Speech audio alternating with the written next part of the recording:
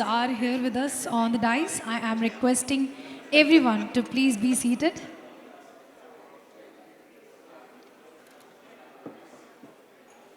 To all the respected dignitaries with us today here, I request everyone to please take your seats. Stephen.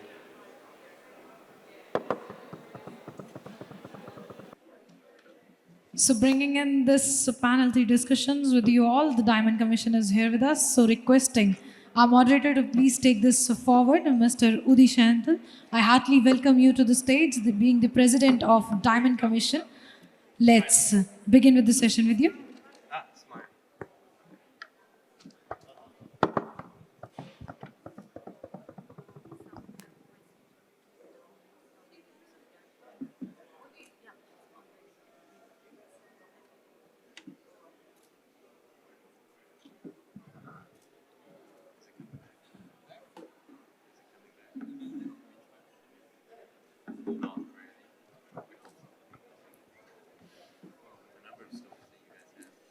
Thank you very much, everybody, and welcome.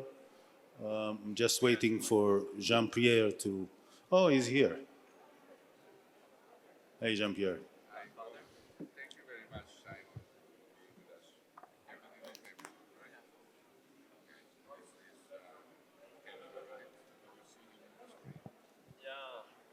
Jean-Pierre, can you share the documents?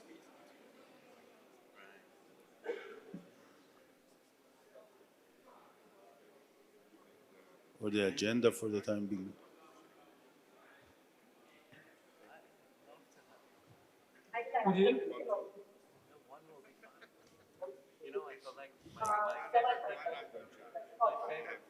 Udi, can you hear me? Yeah, now I can hear you. Thank you.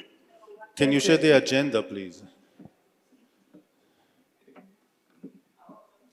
सचिनों आप सभी से निवेदन है समय पर रात करने कृपया अपने साथ वाले को पूरी सामान रखें या सामने वाले कुर्सी के नीचे रखें और अपने स्थान पर बैठ जाएं किसी भी प्रकार की सहायता के हमारे कार्यक्रम से संपर्क करने धन्यवाद Ladies and gentlemen, we request you to please clear the yard, take the hand out and door to Can you see the agenda now? Thank you.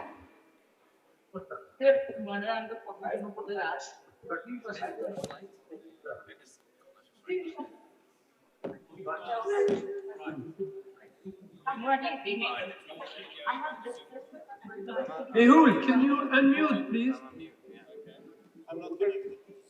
Thank you. Udi, can you hear me? Yeah, I can hear you. Can you see the agenda? No, I can see the agenda. There's Ask slide GJEPC presentation. to do something because it is shared on the link that they gave me. Oh, okay, wait. Stephen is taking care of technology now.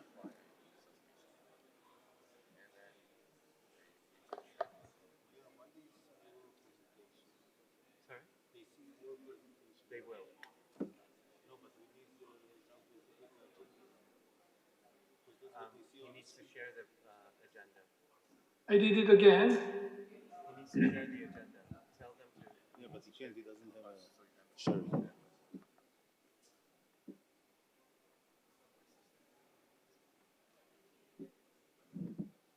Oh, okay. Can you see it now? Yeah, now we see. Thank you very much. Okay, again, welcome, ladies and gentlemen, to the Diamond Commission here in Jaipur. With me on the screen, you can see Jean-Pierre Chalain, the Vice President of the Commission. And we would like to start with a reminder. Can you put the pictures, Jean-Pierre?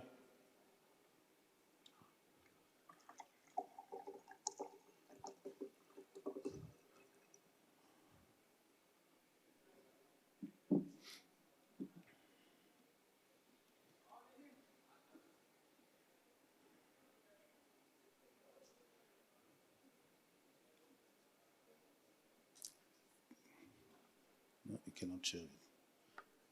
Can you share it, the picture, Jean-Pierre?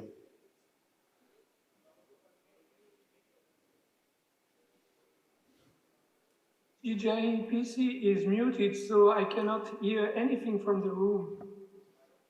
But you can hear me?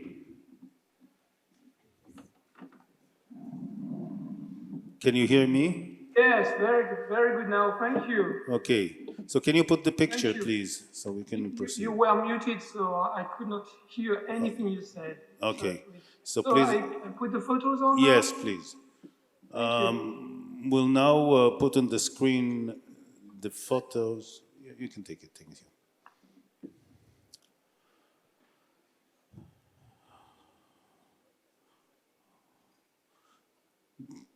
Just a reminder to everybody, the two gentlemen on the screen, Roland of Toul and Harry Levy. Ronald was the president of Sector A, and Harry Levy was for many years, the president of the Diamond Commission, vice president of other commission, and my mentor in CIBJO.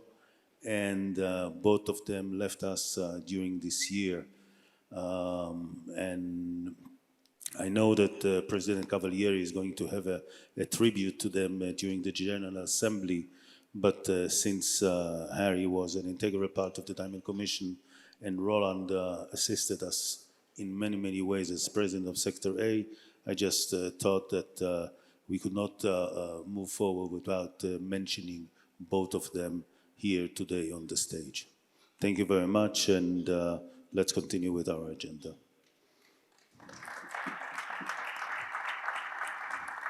Thank you. Okay, today we have presentations from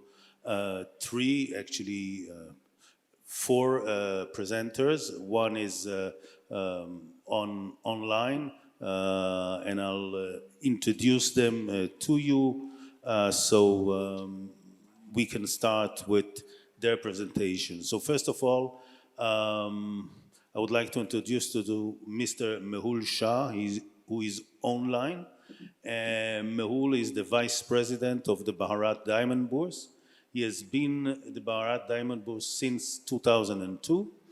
Mr. Mehul Shah first represented Bharat Diamond Bourse to the WFDB in 2002, and eventually the Bharat Diamond Bourse became a valued member of the World Federation of Diamond Bourses. Mehul Shah is currently the Treasurer General of the World Federation of Diamond Bourses. He holds various positions in many trade bodies, including CMD of his personal company, Star Brilliant Group, in diamond and jewelry. He will give us a few words of introduction, and followed him, I have here Mr. Sabyisachi Ray.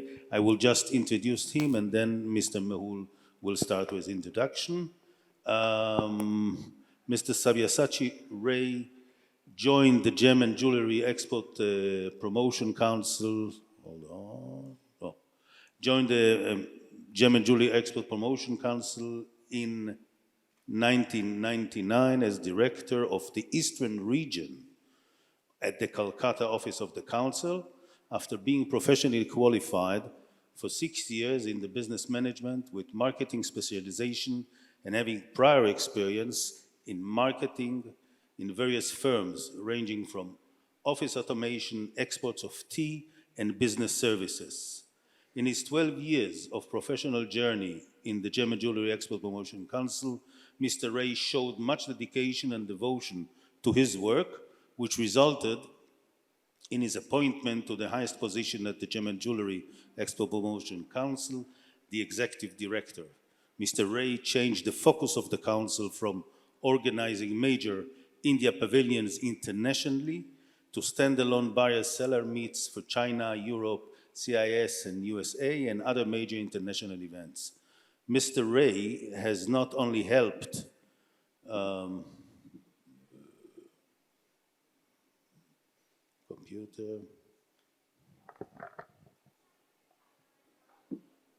just a minute. Mr. Ray has not only helped the Indian diamond industry to gain a strong voice in the Kimberley process scheme, but had given leadership to the African countries during the Zimbabwe crisis of the KP to emerge as one of the finest statements of the world diamond industry today. I'm proud to introduce to you Mr. Sabyisachi Ray, the Executive Director of the Gem and Jewellery Export Promotion Council, who is also a very good personal friend of mine.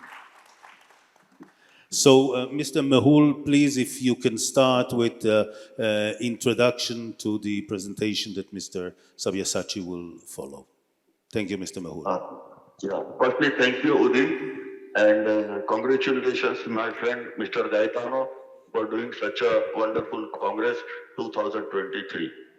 Now, India is the oldest country to discover diamonds. About 2,500 years back, India had diamonds, and thereafter there was a time that the new mines opened in last 200 years, and India became the importer of polished diamonds. But after 60, India started the manufacturing in a big way, and today India commands the world diamond manufacturing. There are more than 1 million families engaged in only diamond business in India. And since I am taking the flight to Jaipur, I will see you in the evening, and I'll hand it over to Sabyisachi Ray. And thank you very much for everyone. See you in the evening.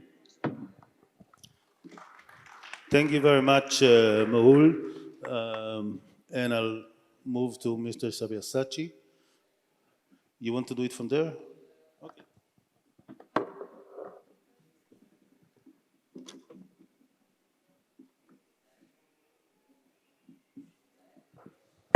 The title of the presentation of Mr. Ray is The State of the Indian Diamond Industry, Aspirations and Outlook. Please.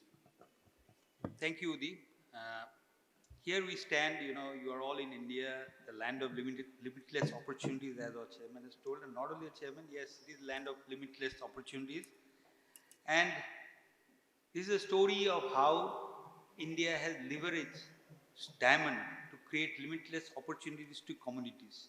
And this story, where it is now, and what is the current state, and what are the aspirations of the people of whom we talk about, and where we are going forward, what we think is how this will pan out. Now, it is, of course, we'll go, because Udi has given me only 10 minutes, we'll try to finish within that. So I'll rush through the slides. So the introduction of this industry, I do not want to expand. All of you know that, as we all say, that India today has emerged as one of the largest processor of diamonds in the world today. And after that, we called it forward integration, and we have integrated itself, the industry, to one of the largest studded jewelry manufacturing center of the world today.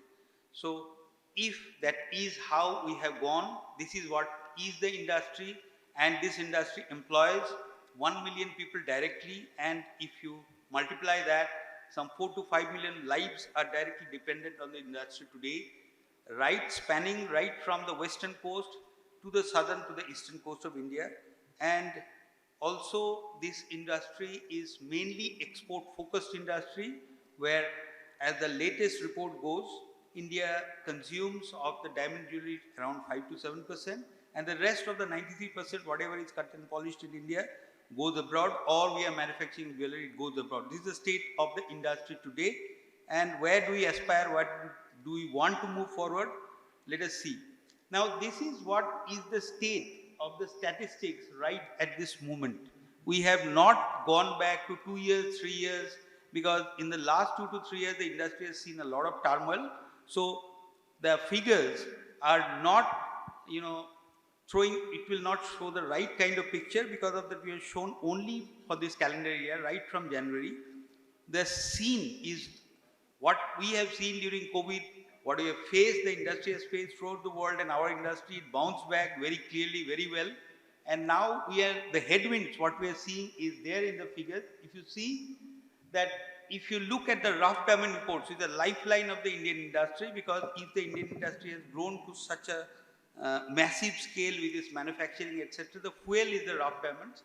And in the rough diamond field, if you see the last 7 months or 8 months data, if you see that it is going down very rapidly, and it is not a sign which is a good sign which you're looking, because lesser diamond means lesser processing, and of course it has a direct bearing on our exports and the employment of the sector. Now, this is where, basically we import from the rough diamonds, because this is again the geopolitical situation, how it is panning out. Of course, the imports, as we understand, will be tracked, and based on the imports, what exports will be there, and what is the content in the diamond, that will be tracked based on the situation. So this is what it looks like.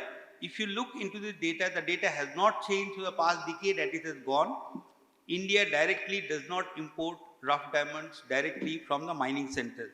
India imports through the trading centers, whether it is UAE, Belgium, or to an extent Israel. And whatever you have seen that if the total imports of India directly from the mining countries around 15%, and the rest 85% comes through the trading centers of mainly Belgium and UAE, and of course to an extent Israel and Hong Kong. So where does this process cut diamonds, after that when it is processed, and where these process cut diamonds go to, you will see from this this slide, the general statistical slide where it shows. And if you see the figures, how it is looking like is really the alarming figures. And what we understand and what the analysis, I think through this yesterday's session, we have all seen that the markets in US, what we understand is a huge stocking has happened, and that stocks needs to be cleared, and the markets is not behaving that encouragingly to create new stocks by the US retailers or the wholesalers or the importers.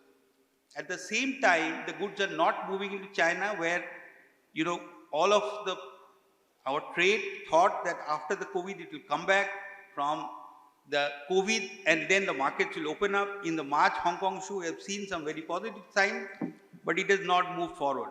And the exact resultant is this, because throughout the world we all know that two countries which import largely the diamonds for catering to the consumers is US and China today, the leaders in the room.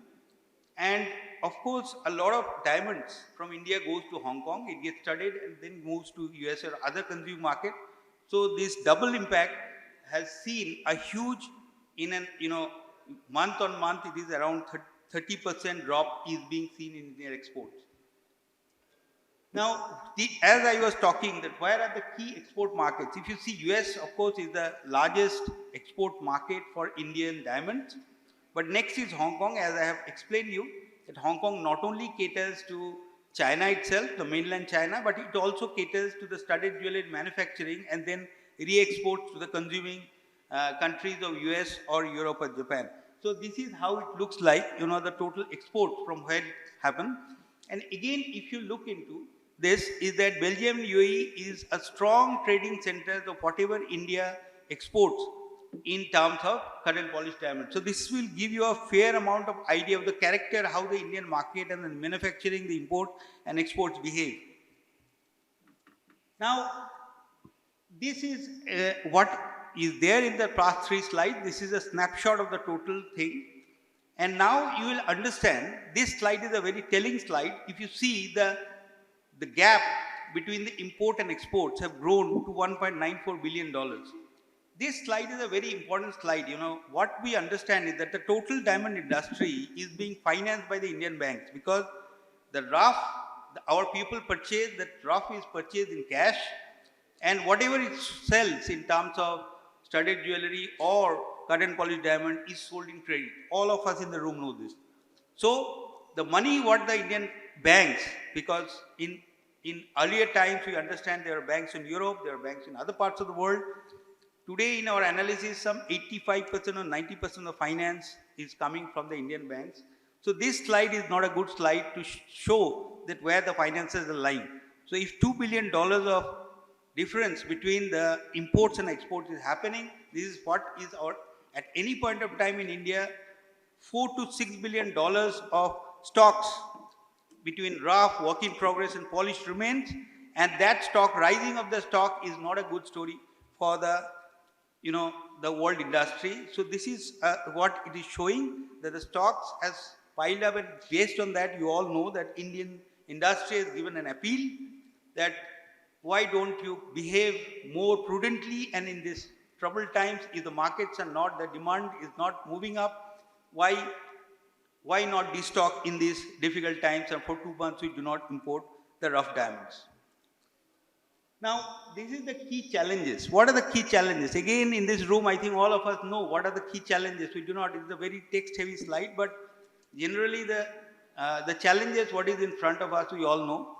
One of the things is, of course, the demand, as we have told that the demand is not picking up as it should have picked up. It has picked up very well after COVID, but then again, that one of the best years for the diamond years is not there. But then after that also the demand, the steady demand is not being seen.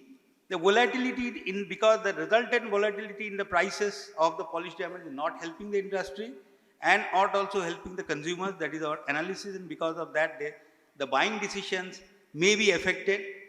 Also, the G7 scenario, the G7 sanction scenario, what is there and what we are hearing and what has been told to us, and based on that, the industry is already into negotiations that how we can come to a solution where the trade may not be disrupted, and at the same time, we can at least conform to the requirements whatever has been told. And another thing, at least from the Indian perspective, we always say that the regulatory compliance in India is one of the toughest in the world, and this creates its own bottlenecks, creates its own challenges. We work with the government, and of course, they are always, hearing to us whatever you are saying, but it is a populous country. It has its own challenges. It has its own, levers. Based on that, of course, still it is a challenge. You are working, and we hope that this bottlenecks will be solved. And another big issue what is now, the industry will look tomorrow is that if this industry is not attractive to the future labor force to join in, that is one of the challenges the industry is grappling in, that if the returns from the workers or the workers what they get the return in terms of wages from the industry is not that coming that well, then in future we may face challenges, and this is a big challenge because in the end of the day, cutting and polishing the skills is not something which is developed just in one day, or you can just hire from somewhere with some graduates and something like that. Now, there are other fringe issues, or maybe the central issues which is coming based on the world scenario is that environmental concerns in terms of diamonds. And of course, we are working on that. The whole world is working on that. The technological disruption, we all understand that the big elephant in the room is the lab-grown diamonds, is a technological product, and it has created a disruption. We cannot avoid that the natural diamonds is facing the disruption, and that disruption, how to grapple with that, how to see that both the products survive and both the products can have adequate share of the market. That is one of the issues that we are looking at. And the consumer preferences, based on the resultant consumer preferences in terms of the origin, in terms of the type of typology of diamonds, in terms of the varied taste, etc. All these things are different kind of challenge.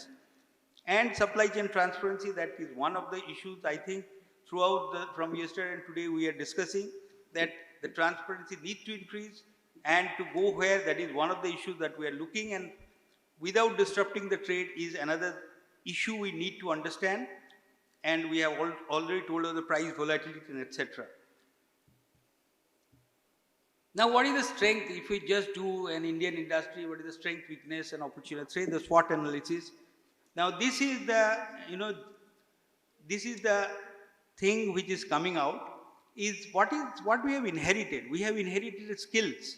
The skills what has been honed through the last 5 to 6 decades has put us that 1/250th of a carat can be given some 61 facets by our workers. I think this is something which you say that the diamond consumption has been democratized due to the Indian prowess or the Indian prowess of the Indian workers, and that is one of the big strength. That strength remains, and that strength will help us to go forward. And what is the perceived value basically of this industry and the high perceived, that I think the value generation is one of the things that our industry has done over the years. An industry which was some $4 to $5 billion today, at least in Indian terms, have grown to $24 billion. This value creation has happened due to the sheer hard work of our entrepreneurs and the skills there is. So it is a people's story if you are looking at India.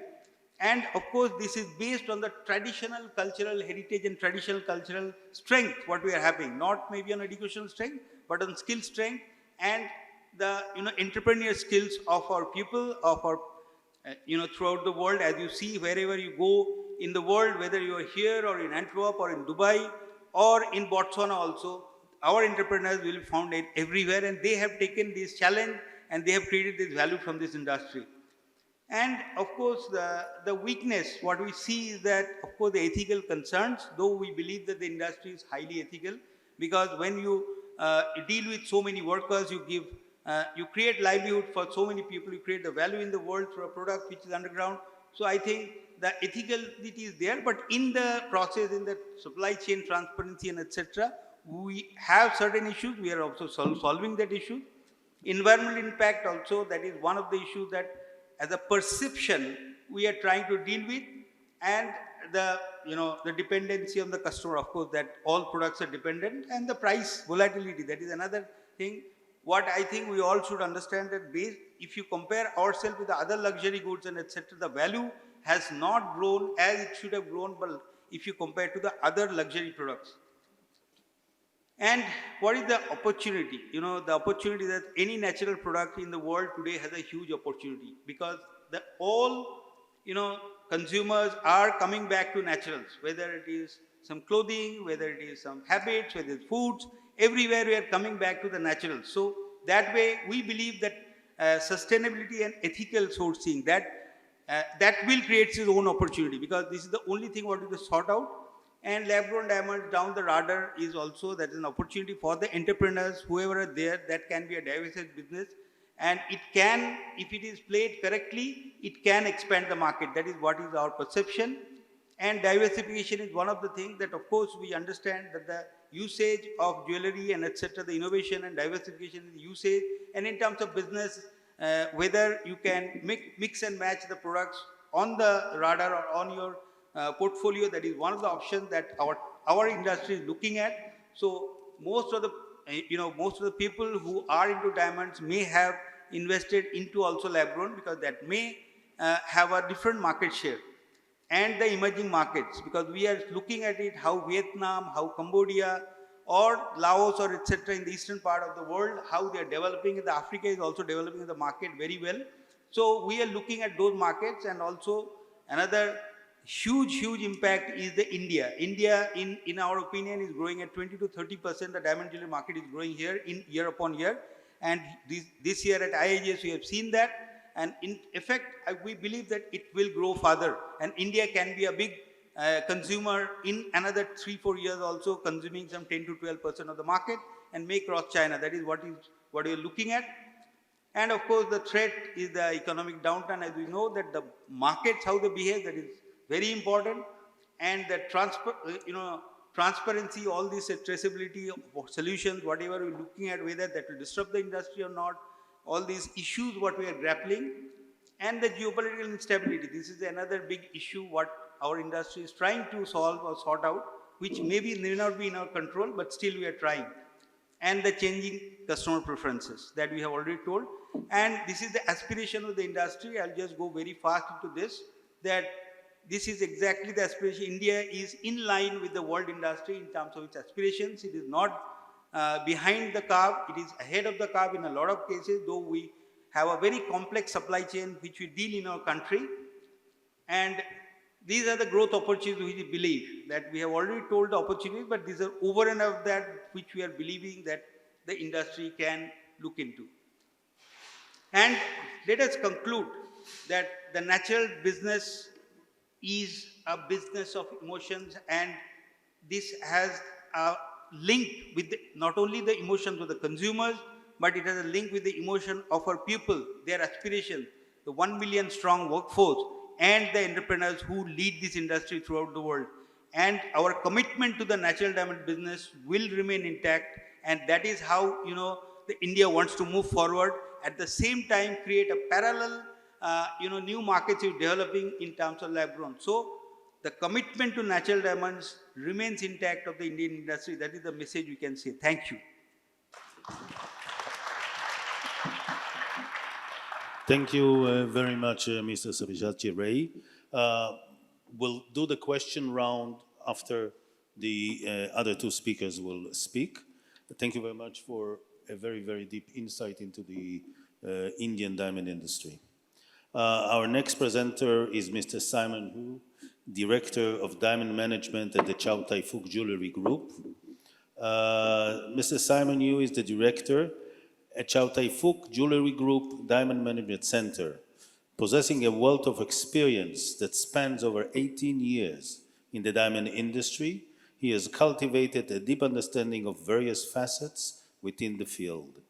Currently, Simon is entrusted with the management of the supply chain for diamond jewelry, including procurement, production, and inventory management.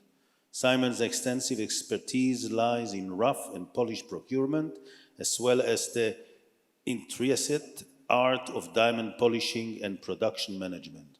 Prior to assuming his current role, Simon served as the factory manager at both the Chow Tai Fook China polishing factory and the Chow Tai Fook Botswana polishing factory. Throughout his career, Simon has contributed to the polishing of numerous remarkable diamonds for Chow Tai Fook Jewellery, including the highly esteemed masterpiece Cullinan Heritage.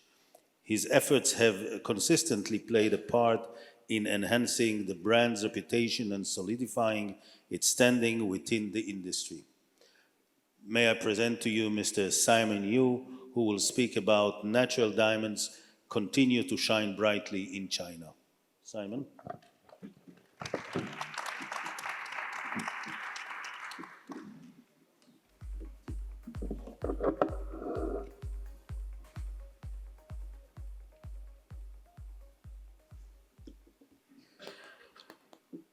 Good morning, ladies and gentlemen. So first of all, thanks for having me. So it's my honor to participating in this CIBJO event. It's my first time, and I'm grateful to have a presentation to all of you. So my topic today is very simple. It's about natural diamonds and China.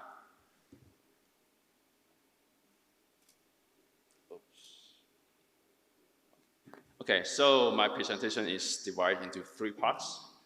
The first part is some factual data about the China economy. The second part is about how Chinese customers see natural diamonds. So the third part is our approach.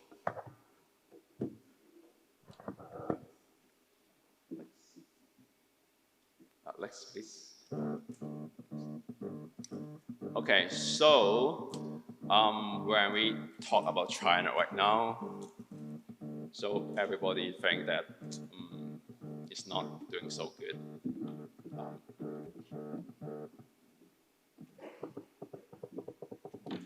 But indeed, is it as bad as people thought? I don't think so. So I'm going to share with you three interesting data. First of all, it's about the earnings.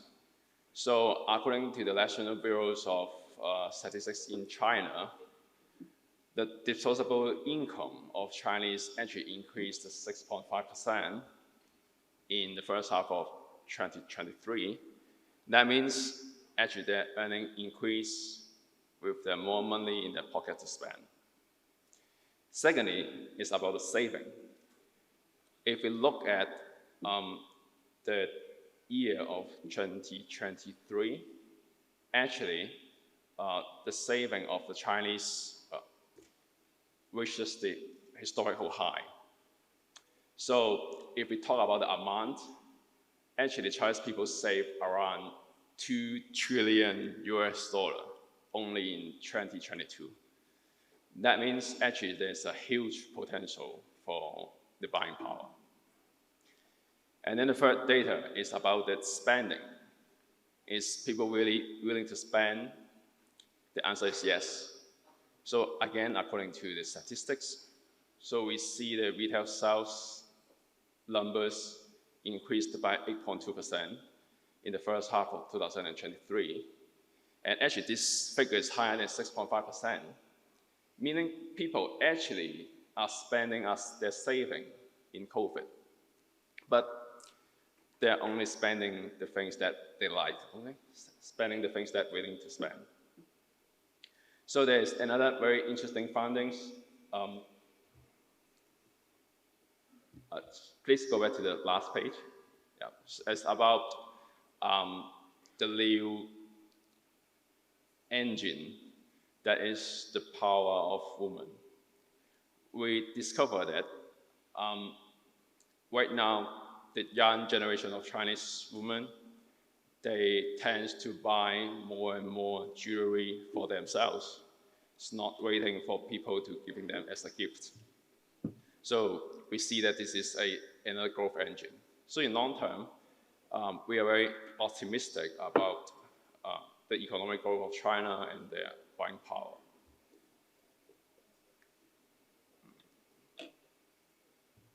Next slide, please.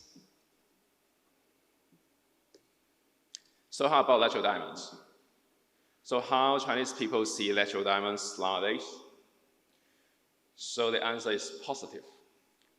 From our survey, natural diamonds still hold a significant positions in the minds of the Chinese customers. So when they thought about natural diamonds, they think of something rare, something eternity, something unique. So when they treasure some special moment in their life, they always link it into natural diamonds. So for example, a man always uses diamond rings when he proposed to a woman, or a parent passes diamond jewelries to his child, or people also use diamond jewelries as a gift to their friends or their families. So actually the same findings, we see the same findings from the best survey. So we see 82% of the Chinese customers there, they think, okay, an engagement ring is very important when a man proposes to a woman. So another 80% of them prefer natural diamonds. Next slide, please. So we see that there is the Bears released the Diamond Insight Report, okay, in September, and then we look at their findings. Actually, it's the same that we see in China. So all in all, we reinforce the idea that the Chinese ladies still have the desire of owning a natural diamond jewelries. It's not only receiving it as a gift, but also they want to buy it by themselves. So this is all the positive sides, but the fact is, in China, the diamond is not selling very good. So what happened there? So we describe this phenomena as the wait and see. So right now, the Chinese people, they have uncertainty. So when they have uncertainty, they just step back. They have a cautious approach. So they have uncertainty about the economy of China. They have uncertainty of the diamond price. It's because the price of diamonds keep dropping throughout the year. And the thing is on the news, it's on the Bloomberg, so everyone look at it. They also have uncertainty about the natural diamonds itself. It's because the promotion of LGDs. So people are confused. So when they confuse, they step away from the natural diamonds and they buy something that they think have high certainties. So that is the gold jewelry. So you see the gold jewelry, okay, the sales is going up and up. So what are we going to do? Next slide, please. So before I share my approach, I just want to first introduce our group again. So we are Jewellery Fook Jewelry Group. You can call us a CTF. So we are founded in 1929, and we are now having 7,600 stores in China. So we are the biggest retailer in China with the revenue around $12 billion last year. So we start selling diamonds in 1940s, and we became the site holder of the Bears in 1973 with diamond processing factories in South Africa. So we can say maybe we are one of the first, if not the first, China, Hong Kong-based company to sell diamond in China. So here's some milestone. So we bought a few big diamonds, okay, including the Korean Heritage, okay, CTF Pink Star, 16 karat with pink, and then we expand our retail networks. We acquired hard-on-fire diamonds in US, and then we launched some innovative diamond technology. So we are very committed to the natural diamond business. So we want to continue our legacy. So in the future, okay, we'll have 4 approaches.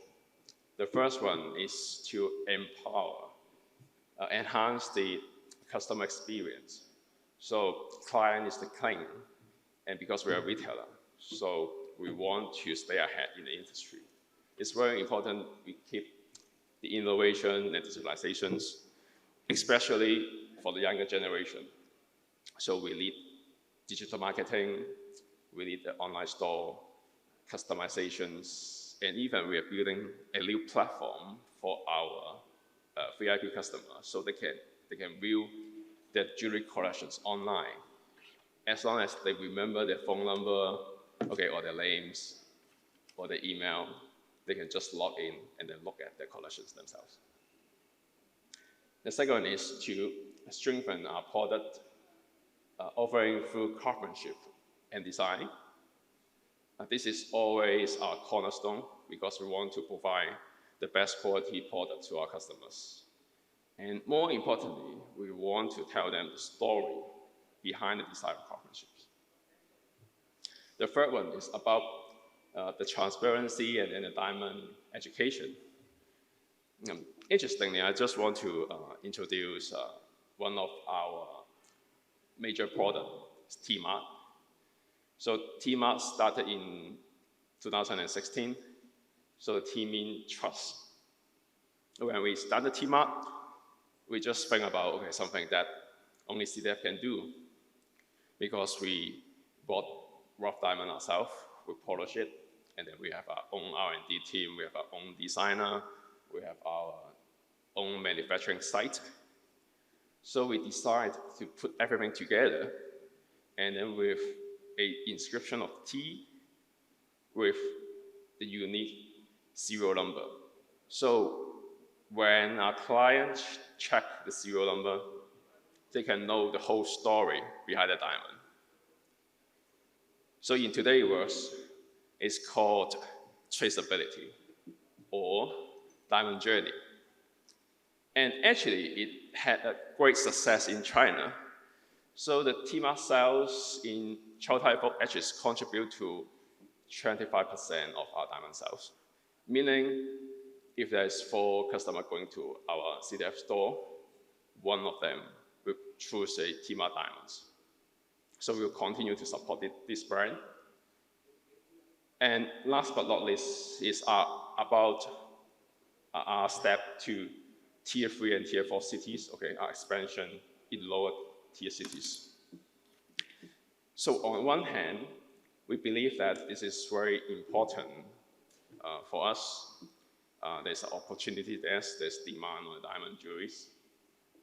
And on the other hand, we think this is our responsibility to provide the best service and also the decent product to the people in the lower tier city. So they don't need to fly to the big city like Shanghai or Beijing to buy diamonds, but if they lead us, we are just there. So it's the reason why we open so many stores in China. So looking ahead in 2024, this is the time for us, for the industry, to act together, to clear the doubt of the customer again. So we see ourselves, Chow Fook, as a bridge between the industry and the consumers. It's because we have a lot of legwork We have a lot of stores in China.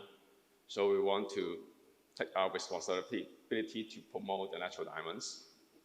So the first thing we want to do is to publish a Chinese consumer survey report in the end of October. So we have to give the industry more insights about the China market. The second thing is we want to cooperate with different associations, and that's the reason why I'm here today. And the third one is we want to work with the industry peers. So we want all of us work together to promote through different channels, online, offline. But the most important thing is we want to deliver the same message, same language to our customers. So as to clear their doubt, so they won't have a hesitation to buy the natural diamonds again. We just want them to rebuild the emotional connections between natural diamonds and themselves. Thank you.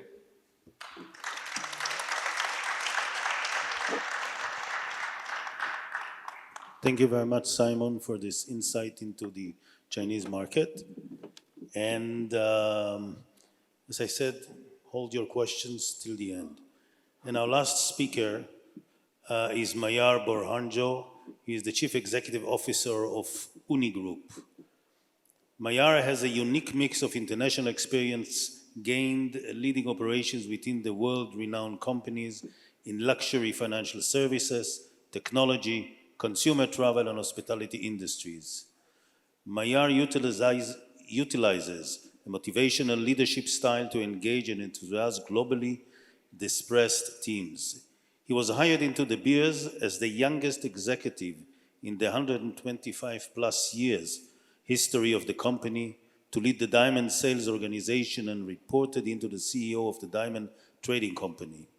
After a successful career in De Beers, he became the managing director of Venus Jewel International, working the team in India. Venus Jewel is known for being the premier provider of solitaire diamonds, where they polish more than 15% of the global footprint of gem quality diamonds that are 1+ carat in size. Today, Mahiar is the Chief Executive Officer of UNI Group and a very personal dear friend of mine. And he will speak to us about analysis of diamond prices and how prices are moving comparatively. Mahiar, please. Thank you. Thank you, everyone. Hello.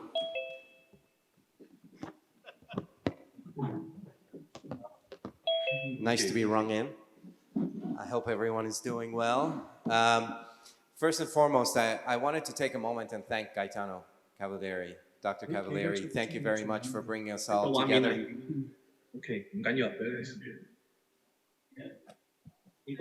So, a round of applause for the godfather of our industry. And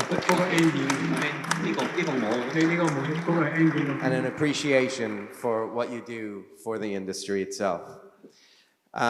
Instead of going on the podium, I hope you guys don't mind, I'm going to stand here and present. I will take a few moments to talk about who UNI is, because some of you know UNI, some of you use UNI, and some of you don't. So for those who do not know UNI, just a few moments of talking about who we are. We're a data aggregator of this industry. We were blessed about 4.5 years ago, 5 years ago almost, when we started, to have the support of the diamond industry, who provided us with live data and information. And that's key for us. We are a data aggregator that utilizes live data and information to be able to analyze the industry, to understand what's happening within it. So on a daily basis, we're analyzing more than 1 million diamonds, roughly about $3.5 billion, to understand supply, demand, pricing, et cetera, et cetera. And that's what we're going to talk about today. We're working with roughly about 260 manufacturers and wholesalers around the world, have more than 3,000 customers on our platform. Now, in order to be able to do this, we obviously took the data and did various things with it. We took the data, when we started analyzing it, we said, well, let's create a platform to help sell diamonds directly into retail and wholesale.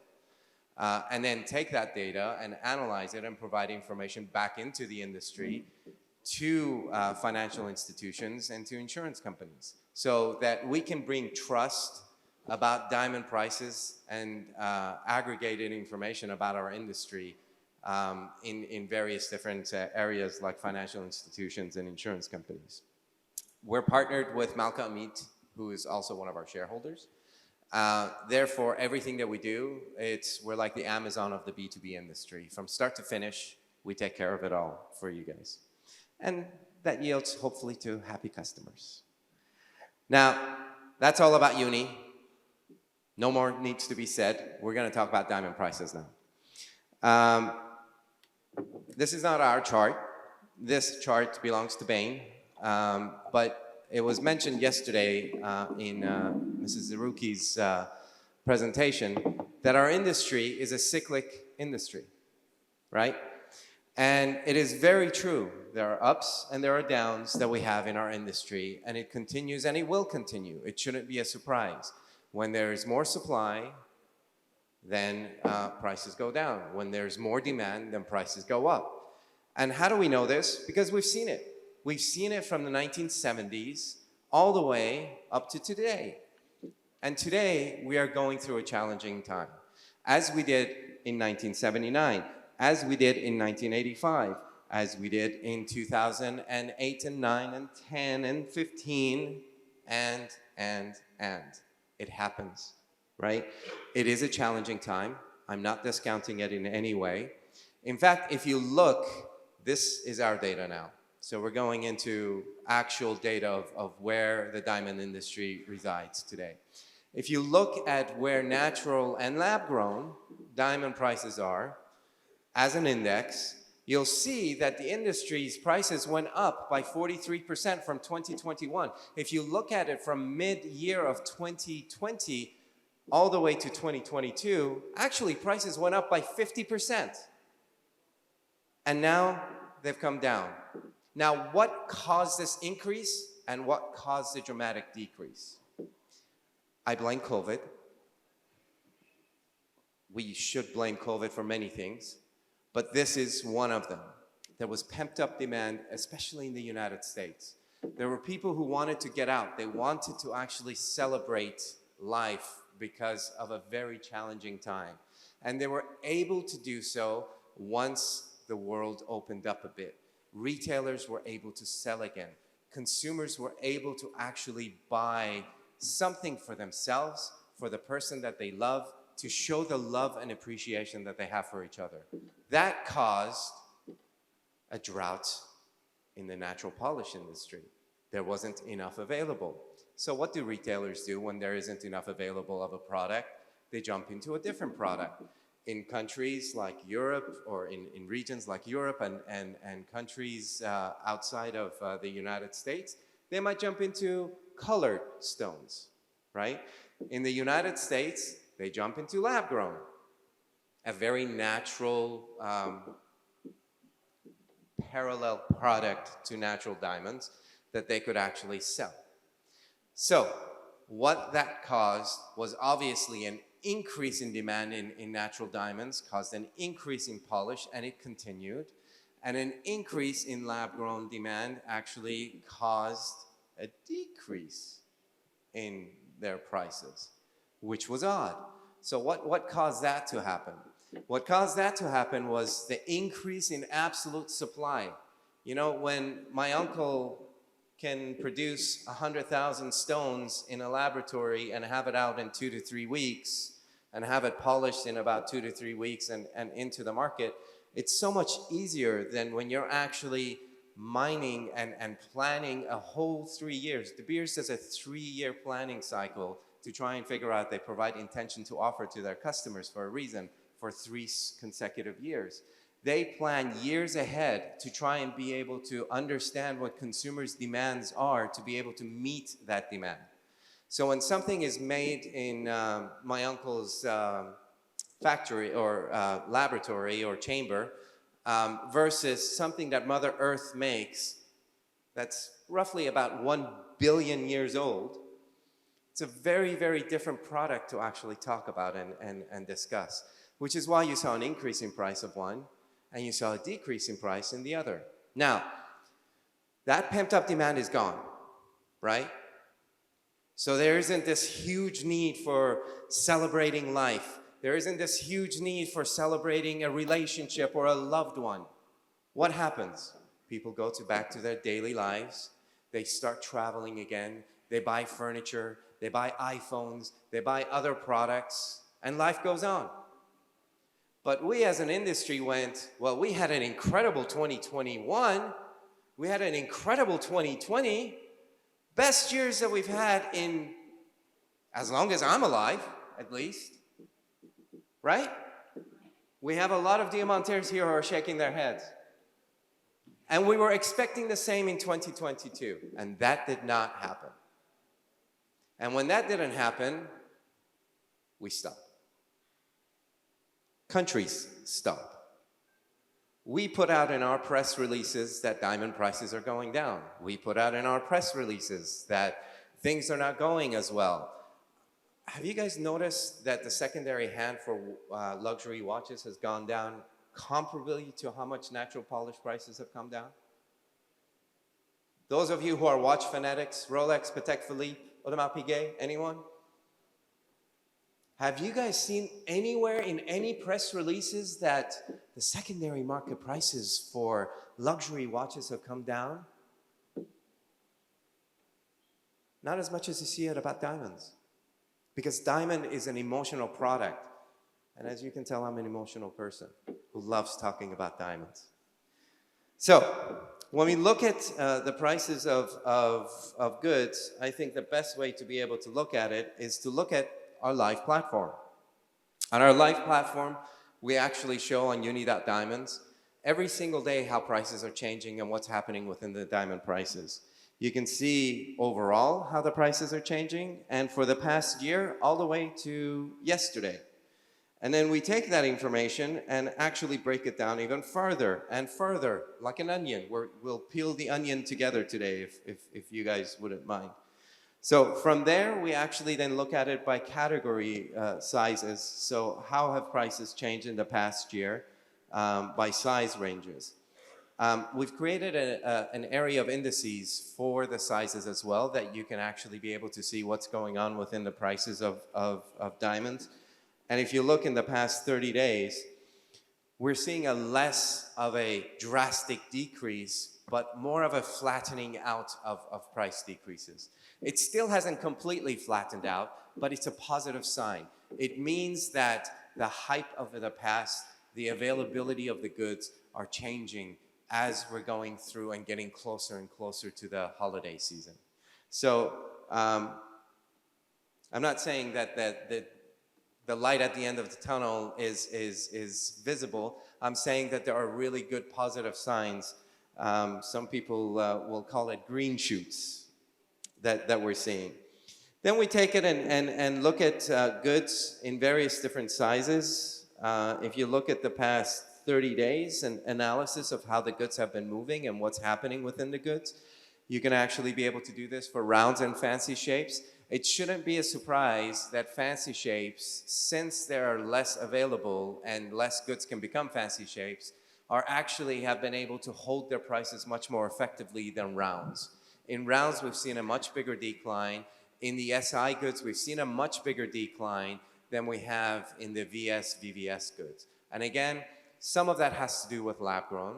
Some of that has to do with the fact that there aren't enough people buying the types of goods that are coming out of the earth.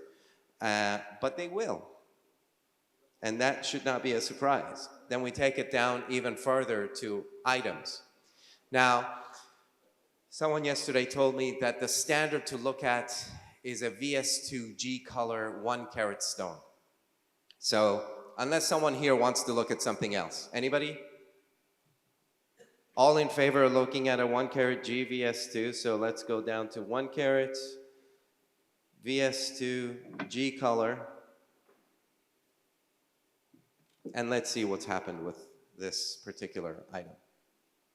You can do this for any diamond category, diamond size, and analyze exactly what's going on within the market with not just price, but also various aspects that I'll talk about in a few minutes. Now, when you look at how the prices have been moving and what's been happening, this is for the past 3 years. And if you look at the past 30 days, again, you're starting to see a flattening out of this particular area of goods. What you see is average high and low prices. Why do diamanteurs look at prices in such a weird way? We look at it in such a way because there is not a single price for a stone. Anybody who understands the GIA certification process, and I do have to add, we use our analysis based on GIA standards and GIA goods, you'll know that XXX can be a nice XXX, can be a weak XXX, can have a black center PK, can have a white feather on the side, can have different angles for the table, can have different depths, etc., etc. So all of these unique 21 parameters are taken into consideration when we're analyzing our diamond information and data. This information is not analyzed by an individual. It is not analyzed based on someone's feelings or sentiments about the market. It is analyzed based on 260 companies providing us live data and information that allows us to see exactly what's happening within the market, where the actual market prices are, how the prices are fluctuating, and what's going on within the market overall. So we show you what the average prices are, the average high prices, and the average low prices. And then in addition to that, we start looking at fun stuff, like what's going on with supply and demand in the market. Now, supply and demand in the market are going to be changing. They're going to be changing because of availability of rough. Not because rough is not available, not because mining companies don't want to sell rough, but because of everything that's happening within the G7, the requirements that are going on around the world, what's happening within the Indian manufacturing industry. Supply is starting to come down, demand is starting to come up, and what happens when that happens? Prices start stabilizing. So by season this year, we believe that there will be much more stability in diamond prices. And as we go through the season, as we come to Chinese New Year, as we go through Valentine's Day and Mother's Day, you're going to start seeing a much more stable diamond industry and much more effective prices for natural diamonds as they're supposed to be. Why do we believe that? Because we see that the Indian manufacturing industry that produces, is it 9 out of 10 now? Or what's the number? 14 out of 15. I love it. 14 out of 15 diamonds are polished by the Indian industry. The Indian industry is going on a summer or a Diwali holiday for a month. And there will be no rough that will be purchased for 2 months. So the availability of the goods are going to decrease. So by the time that they come back from the holidays, by the time the manufacturers start manufacturing again, it will be January mid.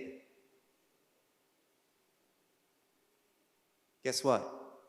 If it was me, I'd buy diamonds now. Don't tell anyone. Don't tell anyone. I really would. I'm not kidding. On the bottom here, in order to prove our point, we actually show a scatter plot of all the diamonds that are available right now. Not that all the diamonds available that we're actually using to do the analysis, but what is available in the market today and how they compare against average prices. So if you were interested in looking at some of the goods, you'd be able to do that as well. You can look at the certificates, the videos, anything about those diamonds. Now, I'm pumped up and excited about diamonds for many reasons. One of which is because we know diamonds are moving. They haven't stopped selling. We're selling diamonds every day. In fact, here's a proof of how much diamonds are sold on a daily basis. In the 1 carat area, 8,120 in the past 7 days. Right? This is just based off of our $3.5 billion of analysis that we do. And then you can see what the hot items are within the industry. So in this particular case, an HSI1, surprise, surprise, was one of the hotter items. But if we add in another layer into this and we incorporate availability and movement, So what's sold versus what was available, you get an interesting heat map that actually will show you what the hot items are in the industry and what's really moving and what's not. And if you look at DVS2 and H internally flawless diamond were actually the hotter items. And a H SI1 or SI2 were good, but they weren't great because there's more of those goods available. And hence, if you see, for example, why SI2 prices are going down, you'll see this as one of the reasons of why SI2 prices are going down. Now, I want to go back to the presentation with your permission and talk about what we can do. And this is open. We can discuss it throughout the presentation. But what I really do believe is that the retailers are going to be needing natural diamonds. We've met with quite a few of them. And one of the interesting things that they've asked us for is to help them sell more natural diamonds. Why do you think that is? Because once you get into lab-grown, and once you start selling lab-grown, which a lot of the US retailers did, and they did so very quickly because they said, oh my God, I can make 4 times, 5 times more in margins than I can in natural. It's worth it, right? And then the price of a lab-grown became $200 a carat. And the price in retail became $2,000. And the margin that they can make on $2,000, $1,000?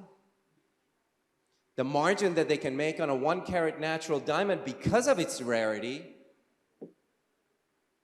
say, 3,000? So quickly they're realizing, oh wait, maybe lab-grown is not a thing. Maybe I shouldn't really be focusing on lab-grown, because at the end of the day, there's a saturation point of consumers who are looking for products to buy, right? And that saturation point, to a certain extent, can be increased in size. I can go from a 1/2 carat to 1 carat. I can go from a 1 carat to 2 carat. But can I go from a 1 carat to a 5 carat? If I put a 5 carat ring on my girlfriend who I'm going to get engaged with, will people look at that and go, that's not real? Yes, they will, because that means that I'm living out of my means, out of my place. I worked really hard and I want to put my money towards something that it says I love her, but I know I can only spend $5,000 or $10,000. That $5,000 is going to get me a 1 carat, a 1/2 carat, 70-pointer diamond in retail. That $10,000 is going to get me a 1 carat diamond in retail, or a 3 carat lab grown. At a certain point, enough is enough. If someone's walking around with a 10 carat stone on their hand and it's not necessarily the type of product that you would see them wearing, then people will actually understand. People will not buy out of their means. Retailers then will suffer because they're not making the margins. Retailers will then close down because they're not able to make their ends meet unless they come back to natural. And we're working with few partners on creating we developed this thing called the Rarity Index. Oh, look, my daughter's calling me. Isn't that nice? Never thought that she would actually make it onto this call. Anywho, sorry about that.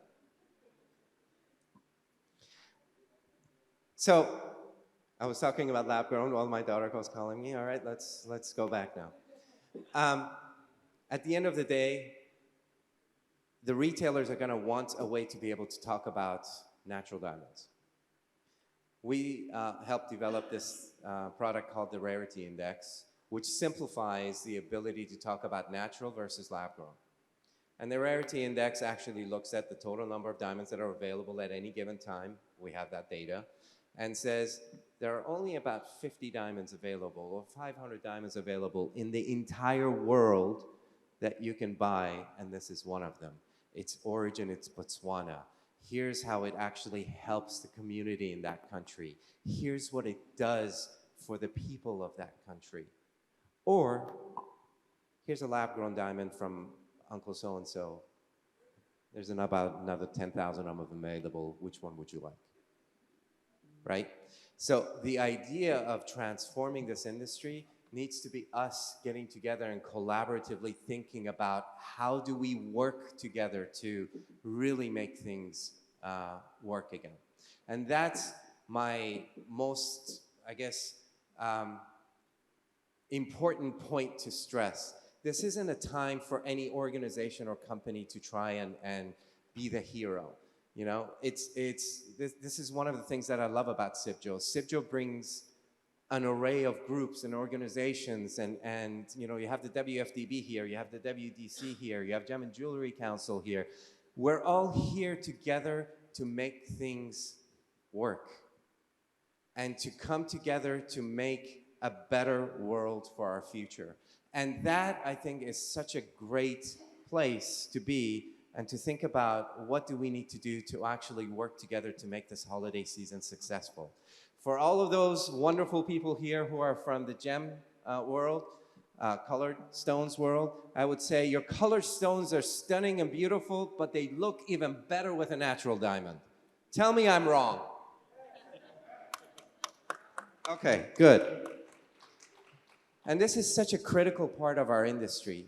This is a time when history is made, just as it was when the Kimberley certification process was developed.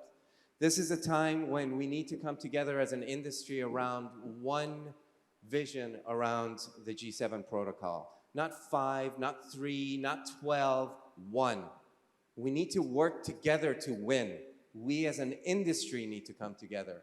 So if there's one takeaway message that you take away from this presentation, we really need to understand how to work better in the sandbox. Please. And my final thought, this isn't mine. I did ask permission before someone in De Beers asked me, what the hell am I doing? De Beers decided to come up with a Seize the Day campaign. This was a really successful campaign when they ran it. It embodies not just celebration of a couple, but it also a celebration of a person who wants to buy something for themselves as well. It puts the message out very clearly about natural diamonds. It helps the retailer be able to tell the natural diamond story. So if there are any of you guys that are working with retailers that actually want to sell natural diamonds and want to know more about the Seize the Day campaign, take your phone, put it up to that lovely little thing. It's going to take you to an email address for a Seize the Day campaign. In the subject line put, I'm interested in the Seize the Day campaign, please tell me more about it. What the retailers need to do is register online with De Beers. They will get, for free of charge, no cost, all the material for them to be able to download and utilize for posters, for social media campaigns, for any of that. And it will help them be able to actually help market the product that they want to sell in their retail stores for the holiday season. So that's it. I'm done. God bless you. If you have any questions, I'm here. Thank you very much, Mahiar. On a personal note, now I understand why your wife fell in love with you. Ladies and gentlemen, questions from the audience, please.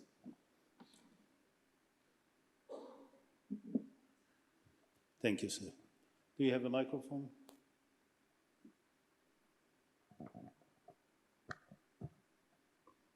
Hello. Yeah, good morning. My name is Sanjay Banka. I am from Senco Gold, leading jewelry company. So we have recently been listed, and a lot of questions are being asked. The investors are asking that if the lab-grown diamond is becoming so popular, what will happen to the natural diamond? Because in India, we talk about stud ratio, which across industry is around 15%, and the leading players, top player, their stud ratio is around 25%. So is it actually going to be a threat, or it is just a temporary phenomena for 1 or 2 quarters? That is my query. Thank you. I'm going to start, and I'll let the rest go through. And look, for sure, lab-grown diamonds will take a percentage of natural diamond sales, right? If you look at the retail aspect of what we've seen in the United States, is perhaps roughly about a third of natural sales in lower quality has been eaten up by lab-grown. But when you talk to those consumers, when you actually question those consumers, you'll hear a lot of the consumers actually saying that, yes, it's their first purchase, or it's their, the beginning of their purchase of jewelry pieces. They're going to purchase a product like this now, but for their second piece, when they're more established, when life is more solid, then they're going to be purchasing the real thing. We've heard that time and time again from our retail partners. And the way that we look at it at least in UNI is, when you're actually purchasing a lab-grown diamond, it's not necessarily a bad thing. Because when I was young, I would kill for a Swatch watch.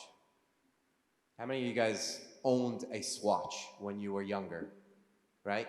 I was a teenager. My parents asked me, what do I want for my birthday? It was my 14th birthday. I said, I want a Swatch.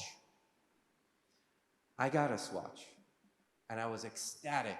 It started my journey around watches, which my wife sometimes, well, she has a picture of all the watches that I have now, but so I can't add on to my list anymore. But that watch purchase made me want to get a Omega, made me want to get a Rolex, an Audemars Piguet, and it continued on, and one day I will get a Patek Philippe. It was the aspirational purchase, the starting point, that allowed me to get more. There was a survey that was done some time ago that for any product, any diamond that you buy, as a consumer, you will become an owner of 4 more. So a lifetime of 5 products that are diamond related. So let one of them be lab grown. Let that be the aspirational piece that would allow you to continue to actually get and grow into the purchase of natural. Do you know how many new customers our industry has gotten because of lab grown? It actually will help us grow more as a natural product in the future. And secondary to your question, one of the most smartest consumer groups in the world are the Indian consumers. I've seen how they buy gold. I've seen how they buy jewelry. They will take the lab grown as $100 or $50 a carat in a year from now. They will weigh the gold and buy it as that product. With natural, it's a very different story. So if the Indian community or the Indian industry believes that there will be a huge growth of lab-grown purchases, sure, there will be. For cheap and cheerful products, for stuff that are not necessarily going to be used as a symbol of love, relationship, eternal aspect of 2 people. In southern India, you still let people actually take a diamond home, sleep with it under their pillow to see if it brings them good luck. That is not going to change. You're not going to have a lab-grown person actually giving them a 5-carat stone to take it home and put it under their pillow. The energy is not the same energy. It's not the same product. So is it going to impact the industry? Yes. But is it going to be in the same way? Absolutely not. I think the Indian consumer and the Chinese consumer are much more smarter than that to understand that there is an inherent value to natural diamonds that lab-grown can never have. Simon, you want to add something? Just Sure. one connected question as to when the diamond prices will come back to the original level. The Swatch pen is here, by the way. The second one, the Swatch pen is there. Thank you. Thank you for my first and second swatch. I still wear it. Mahiar, still wear it. So I totally agree with what Mahiar said. And actually, the Chinese customer, they are quite clever. So something very interesting, less than 20% of our Chinese customer actually purchase LGDs. So it's around like 15 or 17. But we also see the decline of the natural diamond sales. So like, as I mentioned before, they have doubt, they have uncertainty, because we have a lot of advertisement coming from LGDs. So people confused, okay, so well, what is real, what is fake? Is it really the same? So it's very important for us really to send the message, the right story of natural diamonds. So to just clear their thought in their mind, and then they'll just come back to the natural diamonds. Thank you. Thank you very much, Simon. You want to say something, Sabir? No, I think what Mahiar has told, at least in Indian context, is very true. That any product, see, jewellery, Indian consumers buy for product of value. So if a product doesn't hold the value, I do not think that Indian consumers in the long run, this is a line in their minds, something they wear for adornment. I do not want to name that, and something for value. So diamonds are bought for value. So if that value is intact in naturals, I do not see that Indian consumers going too much into that side. Thank you very much. Anyone else want to ask anything? Yes, please. Can we have a microphone to the gentleman here? Right. Ah, okay. So I'm Vinod You'll be Haigrave, okay. and I have a few comments to make which are of some kind of interest for all of us. There is a little bit of information or a discussion going around in the industry that in the next few years there would be a diamond and a natural diamond. Okay, this is a statement that I hear sometimes, and that would be very disturbing if the FTC does change the nomenclature beyond that point. It needs to remain as diamond, which is the way it is. The FTC very clearly says diamond is a diamond, and anything that is lab grown would have to have a prefix before the word diamond. Some of these aspects are very important, and we should not change it, even if there is a lot of pressure from within the industry of naturalists as well as the lab growers. Now, that's one point that I just thought I would highlight. The second point, of course, is the PR that we have within the industry, be it the natural diamond part of the industry or the lab grown. The PR needs to be very carefully handled, and we must try to protect both. We've been seeing some very horrible images of lab grown being sold on New York streets with an IGI certificate, or it may or may not be true, it may be doctored, but we need to control some of that PR to protect. Otherwise, the consumer is going to have a very confused mind. And ultimately, when this kind of a fight happens in the industry, the consumer there is a part of the consumer world that may move away from both. And so therefore, we need to be very careful of how we handle the diamond portfolio across the world. And the last thing I would like to say is the challenge that at the retail front that we might have is not just selling a lab grown, but beyond that, because you have lab grown from melee sizes to large sizes, and how robust are the processes to handle within the industry, be it at the manufacturing level or at the retail level, how this would not be mishandled. So you would have lab grown and natural quite often mixed together without intent to mix them. And that becomes a control issue at the ground level. These are some of the concerns I think we need to focus on as we go along. Thank you. Thank you very much. Anyone from the panel wants to react? I couldn't agree more. By the way, spoken from one of the more respected and well established retailers in all of India. Thank you for that comment, and I could not agree more. The mixed messages that we're sending. I think there was someone here that talked about education being such an important part of what we do as an industry, and I can't reiterate how critical that is. You know, there are industry bodies like CIBJO and others that can really help us be able to be much more effective in talking about the truths. I don't think that lab-grown is bad. I don't think that there is an issue there. I think lab-grown and natural diamonds will have their own place in the industry. I think one will be the fun, cheerful product.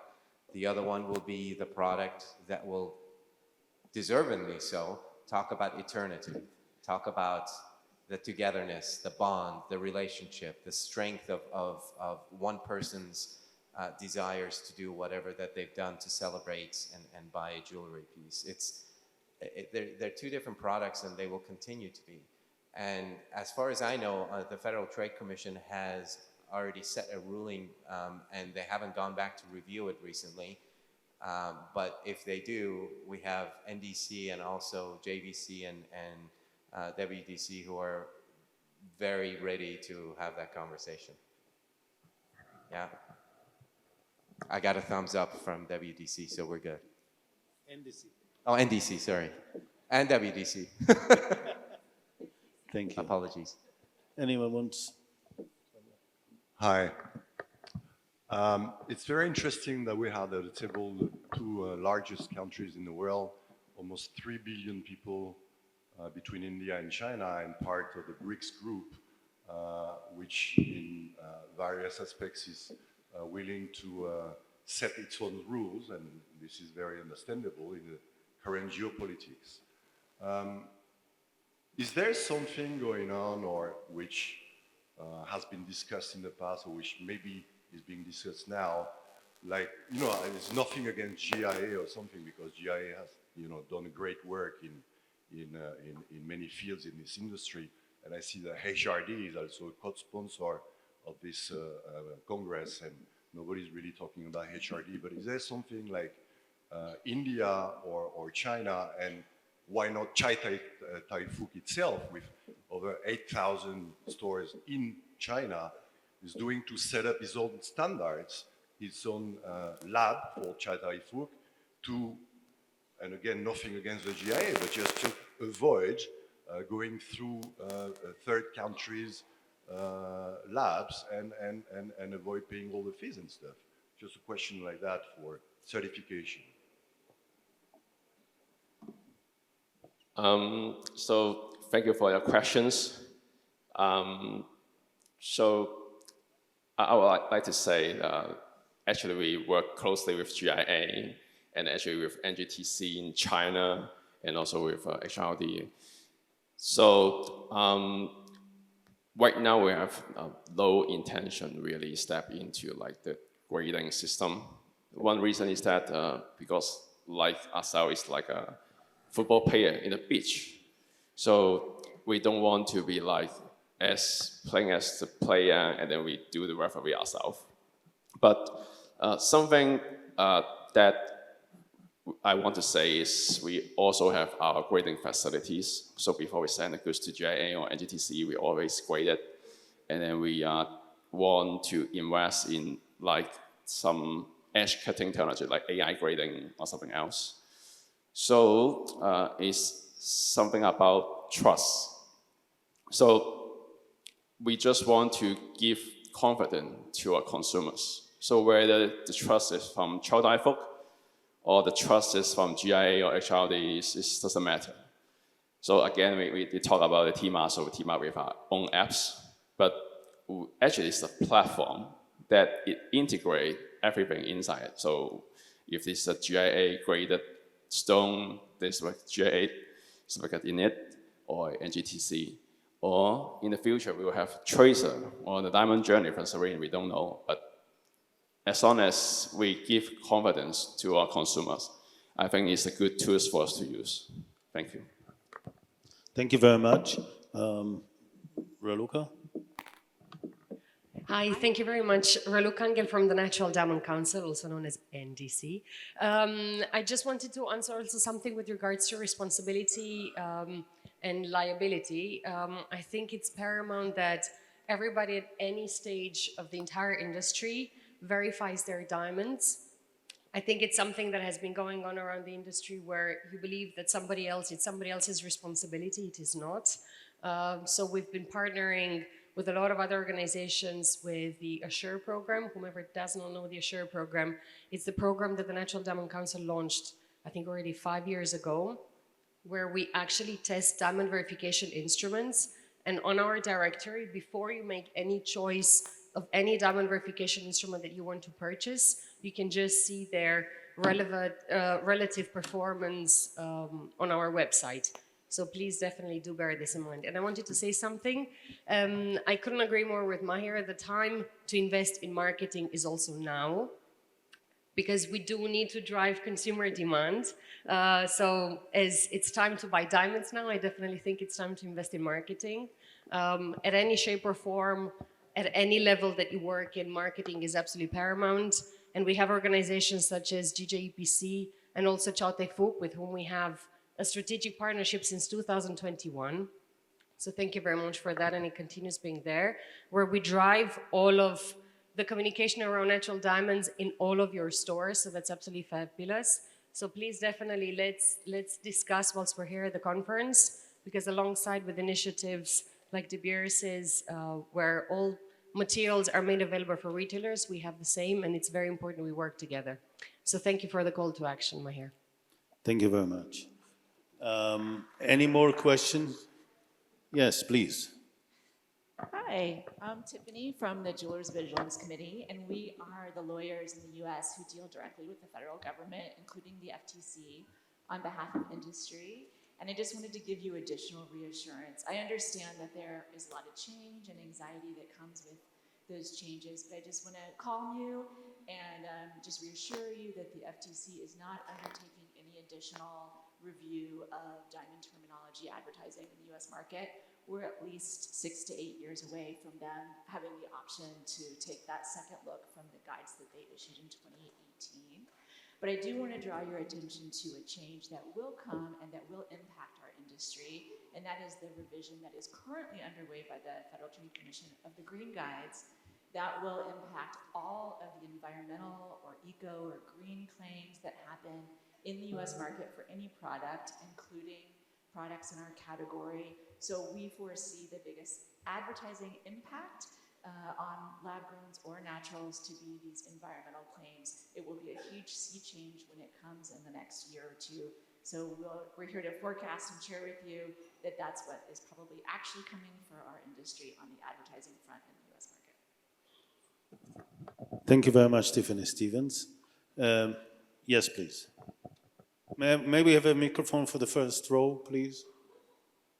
To the gentleman. Thank you.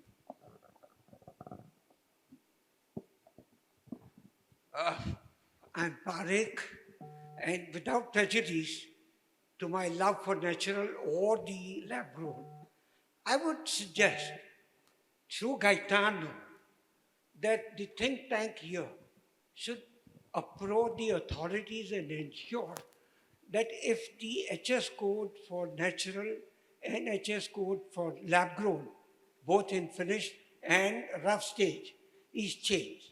Why can't we change the name from diamond to lab-grown gems?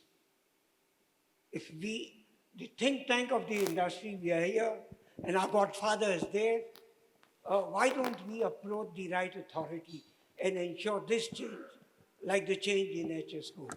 Thank you. Gaetano, you want to answer? Okay. Hello. Okay.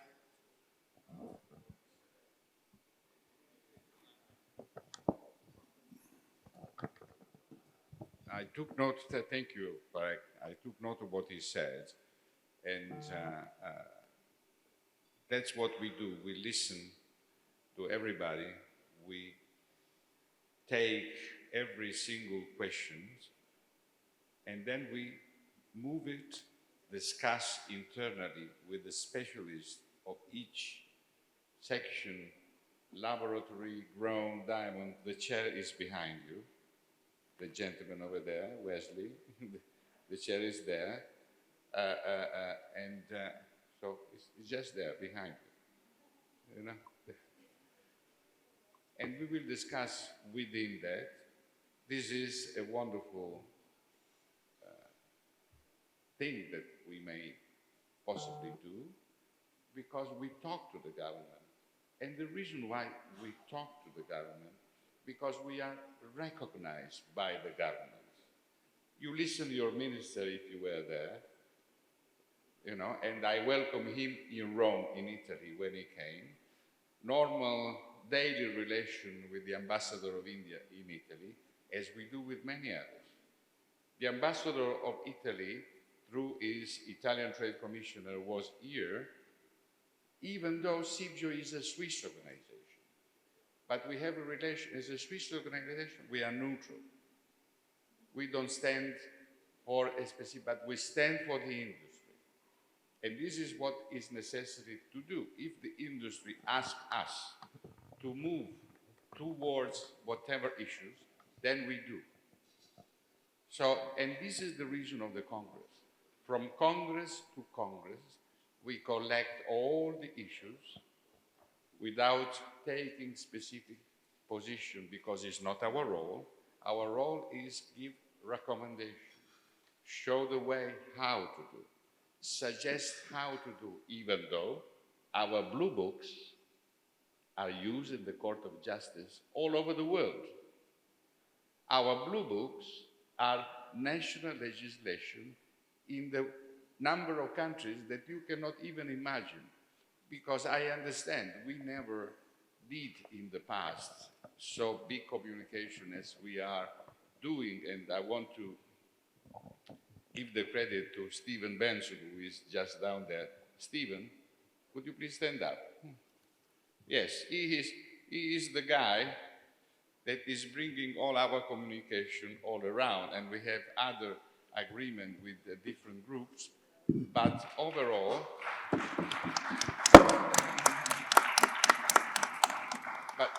overall, this is what we do. I mean, I'm taking the opportunity to have the microphone, then I don't speak anymore.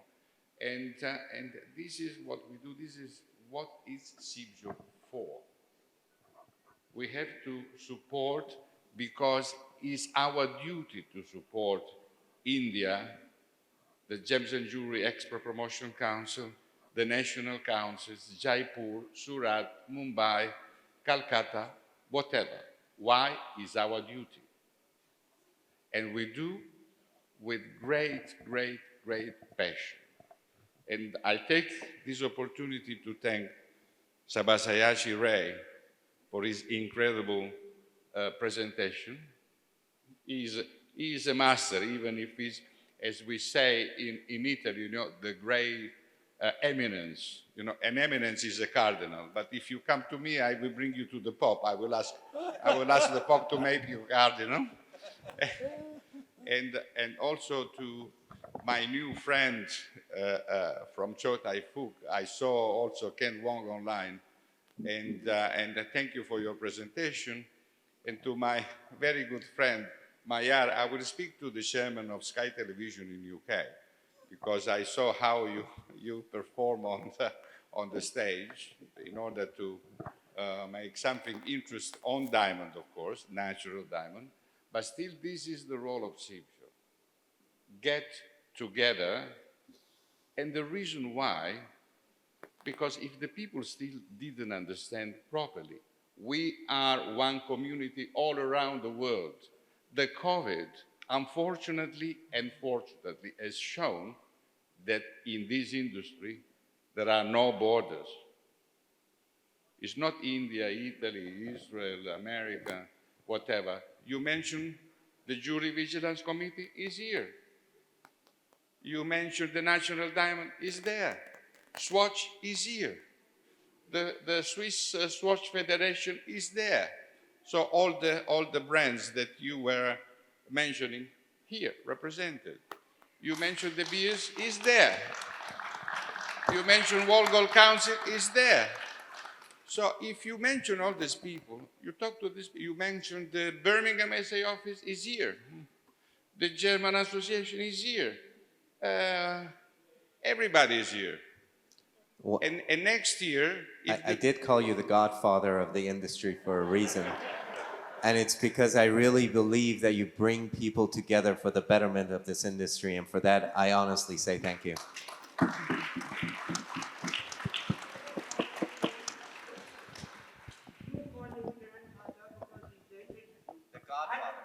call him grandfather, though he's younger to me. In any case, this is the house of the jewelry industry worldwide. And those who want to join us, member or not member, they are all welcome. Why? Because we have to discuss together. Simon said we need to expand our role of discussion because we need to talk each other. Sabyisachi said the same. During the event, the session that we had yesterday, at the same.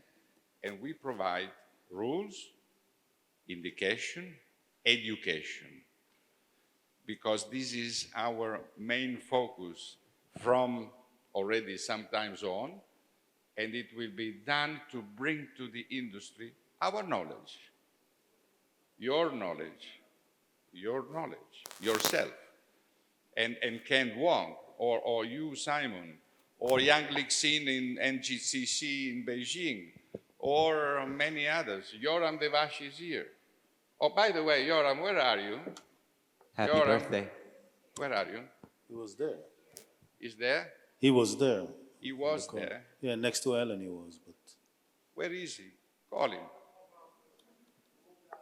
Okay, he's there.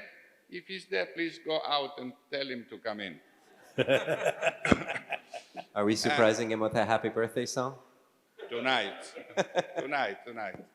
But this is another story. But by the way, this is the reason why I said in my speech that if CIBJO was not existing, we have to invent it.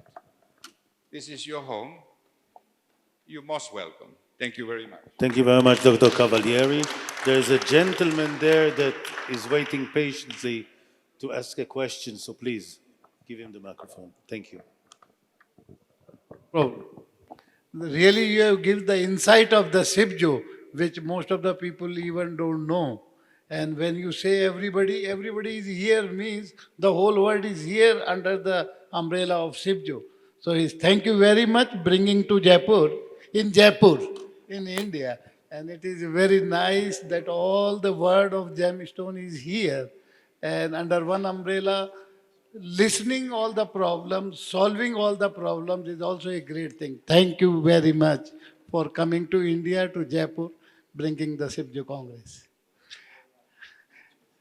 My question is... Thank you very much, please. Yeah, my question is, when you talk about the lab-grown diamond, you compare with the diamond. And the only thing is, the comparison is doing through the certification. The GIA is doing the certificate, or the IGI is doing the certificate of the lab-grown diamond. Then you can compare this is H1, HVS2. But when it is a synthetic lab-grown diamond, what is the necessity to make the certificate for lab-grown diamond versus the real diamond? Number one. Number two, this eco-friendly system, which is very popular in America, when they advertise, they say this like 38 million carats, you get 1 carat. How many earth you are doing, digging up and doing this. So, and this lab grown is the real diamond. And when you are buying the real diamond, which is only made in the lab instead of the earth. So how you satisfy your customers who are really eco-friendly concerned? So, wow. If you've seen how lab-grown diamond is created and developed, and the gases that are used, and the electricity that is used, and the amount of uneco-friendly way that the product is actually developed, in comparison to 0.1% of the entire Earth's environment being mined for everything, not diamonds, for everything.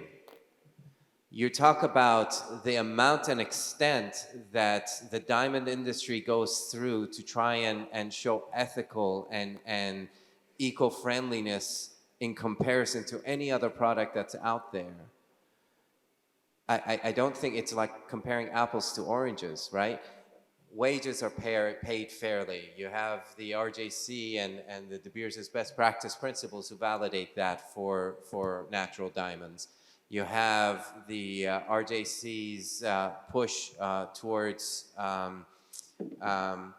the sustainable development goals that are being put out there. Not a single lab-grown company talks about the SDGs and what they're doing towards getting towards a better world. Yes, they've got solar panels, but guess what?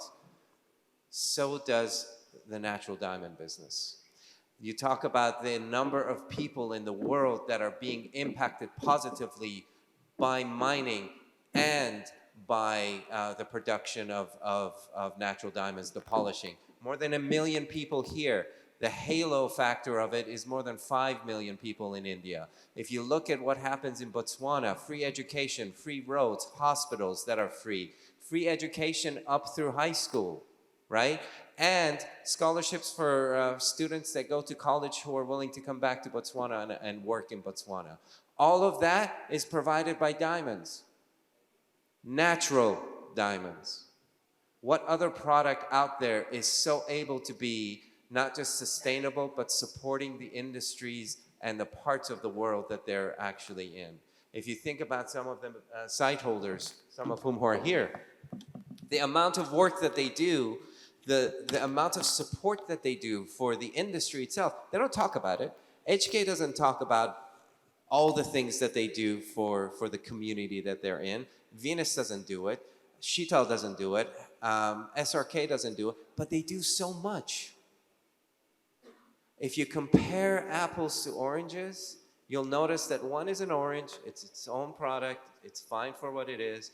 But the apple a day keeps the doctor away, and, you know, natural diamonds are the apple. It actually really helps provide sustainable growth for many countries in many parts of the world. Much better than anything that I can think of in lab grown. Thank you very much. Thank you very much. Okay, with your permission, please let's have a round of applause for our three panelists for their knowledge that they brought to us. Hello. Thank you very much. I need to continue with the agenda of the Diamond Commission, but feel free, I don't want to fight with lunch. So please, the members of the Diamond Commission, please stay a few more minutes. We have two issues. Sorry, one more question? Okay. Oh, okay. Hello. Just a minute. Sir, I am Manoj Kumar Jha from Kamakhya Jewels, Mumbai. I want a suggestion from you for, I'm asking this question on behalf of all the small and medium retailers of India. Especially in what is happening in B tier and C tier cities, a lot of jewelers are confused. They should keep lab-grown diamond in their store or not, in the same brand, if some brand is there they are using. They have a question, if they sell lab-grown diamond, would their own previous natural diamond that may be devalued, their customer can come, they will return the natural diamond and they will take the CVD diamonds. Or they should go to some other, they should create some other store in their city and under different brand names, should they sell it? What should they should do? They are very much confused, especially in last few months when the prices of the solitaires have came down. Now they are very much confused, they are very much worried what they should do. If they are not selling lab-grown diamond, their business is going to somewhere else. If they are selling their own product, natural diamond, they are worried that they will be devalued. Their own customer can come and return it back and take the natural CVD diamond. Thank you. So just give a good suggestion to the retailers, especially who are in B tier and C tier cities of our country, what they should do. Okay, any volunteer? Just a few thoughts. First of all, if you look at luxury brands, you'll never hear a luxury brand making a cheaper version of itself. You don't have LVMH bags making V bags for the young generation, right?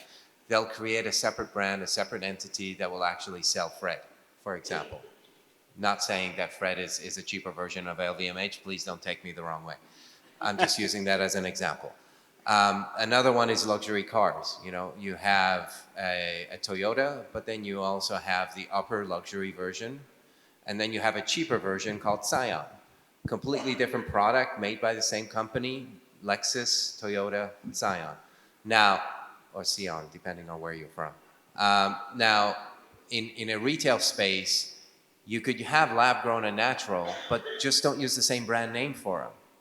Don't use the same brand name and the same product. You're not going to devalue your product. They're a completely different product, right? You don't have to open up a completely different store. You can if you have the money and the capability to do it, to have the more fun. I think Chatai Fook did this really well in Asia when you guys opened up the younger generation store for the fun, you know, stuff, and then this store for, you know, the serious products for people to go to. Maybe you want to talk about that and how you guys actually vision that. Bounce the ball. So you mean to say retailers should keep the CVD, the natural diamond and CVD in the same store with different brands? Completely different brands with a completely different value proposition, because they do have different value propositions, right? You can have this, and this is how much it costs, and this is the product, and this is what it is. Here's natural diamonds, here's what it stands for, here's what it is, and here's where it's from, and here's how old each product is. More than one. Average age of a natural diamond is 1 billion years old. 1 billion. That is older than most fossils you see in museums. I mean, you're comparing something that is Mother Nature's gift to the world, like emeralds, like rubies, like sapphires, the natural products, to a product that's lab-grown. Emeralds, rubies, and sapphires went through this already in the 1980s. Hello? We're here. They're talking about it. They look at us and say, been there, done that. Do you see any issues with rubies, emeralds, and sapphires, lab-grown or natural? You carry both in your retail store, I assume. But definitely sales have impacted their natural rubies. Sure, because of the confusion and the lack of education. Same thing should not happen to diamond. Agree. Yeah. Because ruby, emerald, they are sold in few stores only, but diamond is sold in almost all the stores. Which makes it a bigger issue or bigger challenge to work with, which is why education is such a critical part of where we need to be. Because when someone comes in and says, oh, natural diamond prices have gone down 30%, I saw this thing on Bloomberg that prices have gone down, your response is a very simple response. Gold goes up and comes down. You don't come into my retail store and say, but the price of gold when I bought 3 years ago was at all-time high, but now it's come down 20%. It happens. It's a cycle. Prices will move up. Okay, so I'm concluding it. I am sorry interrupting you. Okay, sir. It's a wonderful conversation. He's available after the... But we are already over time. Thank you, sir. Thank you so much. I'm sorry. In any case, if you want to talk to the brand manager of Cartier Richemont is there, just in case you didn't notice, apart of the other organization. He's there, you may talk to him. Gaetan, please, whenever you wish, talk to the gentleman. But thank you very much. I'm sorry interrupting you. Thank you, sir. But we have, meanwhile, the gentleman, Mr. Devash. Meanwhile, the gentleman was so nice to come back into the room. I would like, on behalf of everybody, to wish you happy birthday.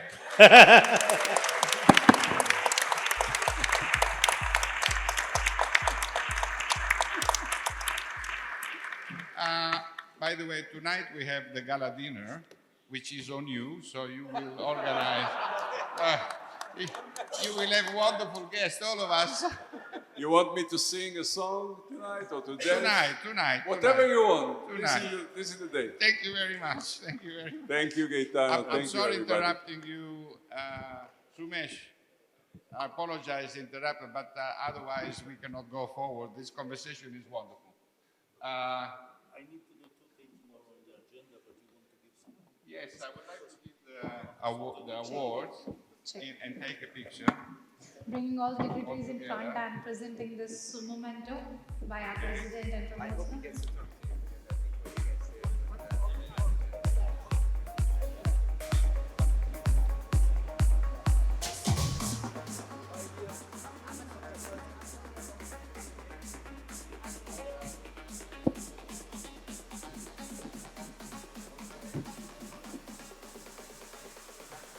To the gesture of memento.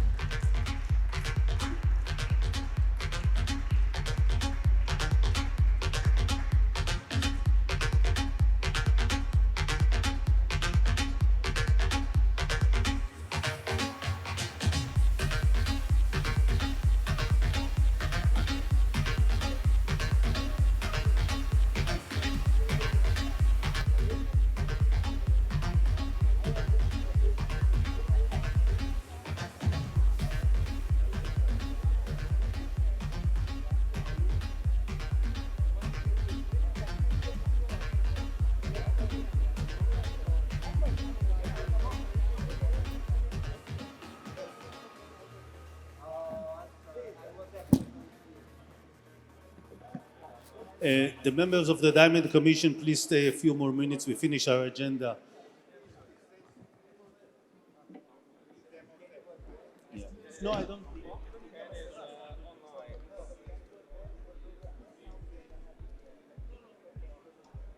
can escort the guests. Thank you.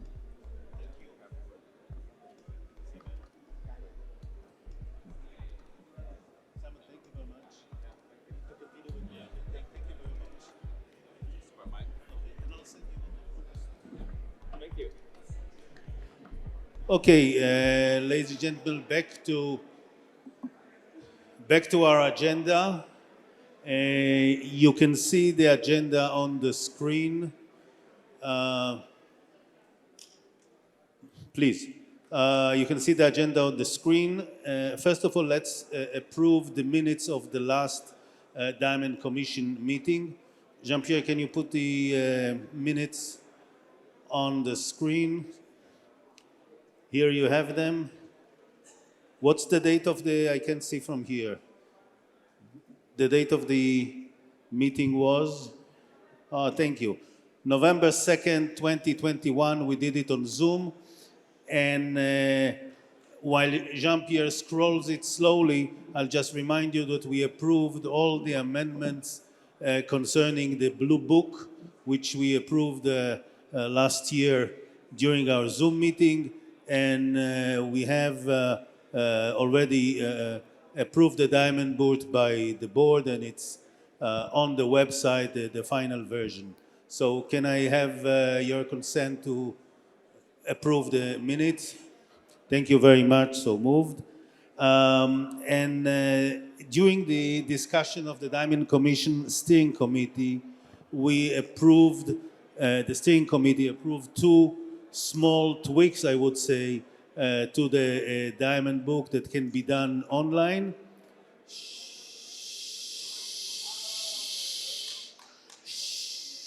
Thank you. Two small amendments. We said that in a few places in the Diamond Book, we find the sentence or the two words that imitate, while it has to be spelled that imitates. We can find it on page 2, Article 322. We can find it on page 9, Article 54, page 9, Article 55, and page 13, Article 545. The Steering Committee approved amending it. I would like to have your consent to amend it as well. Thank you very much, so moved. And the second thing is in Article 4322, names of firms, manufacturers, trademarks shall not be used in connection with imitation of a diamond or with a diamond simulant unless such names are clearly succeeded by the terms as defined herein. Example, we agreed at the Steering Committee to delete the word a diamond, and the example will start, business trading as Bianchi may describe its diamond simulants as Bianchi cubic zirconia, or Bianchi diamond simulants, or Bianchi synthetic moissanite, which we added, but not as Bianchi diamonds. The steering committee decided to approve it. Can I have your consent to approve it as well? Thank you very much. So moved. That are all the amendments that we needed to approve. Any other business someone wants to raise from the committee? No. Thank you. So, yes? What, Ellen?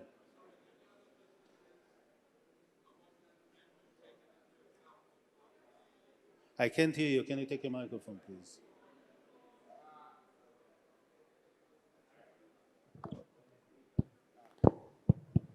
Yeah, you have a microphone, Ellen?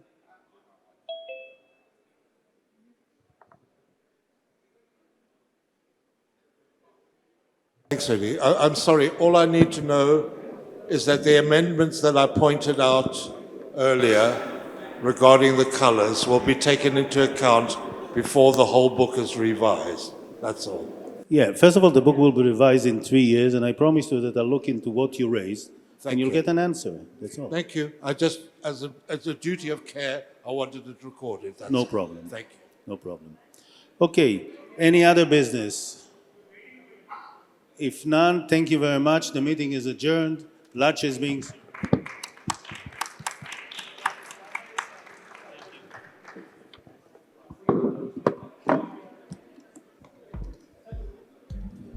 Thank you so much, everyone. Let's begin with the lunch, and the next session would start around 3:45. Thank you so much.